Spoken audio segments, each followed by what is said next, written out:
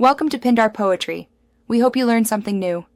You begin by making the piece accessible and safe. Ventilate, cover floors, and remove all hardware so you can work freely. Apply chemical stripper per instructions on detailed moldings, or start with 80-120 grit sandpaper on flat surfaces to remove the old finish faster. Once done, scrape or sand along the grain to avoid gouges and wipe residue with a solvent-safe cloth. You do this because a clean, bare surface ensures paint adhesion and prevents peeling later. Now you refine the surface for paint. Sand progressively from 120 to 180 to 220 grit, smoothing any ridges and feathering transitions so the paint lays evenly. Make sure to vacuum and wipe with a tack cloth to remove all dust particles because dust causes texture and poor adhesion. Next, apply a thin, even bonding primer compatible with your paint.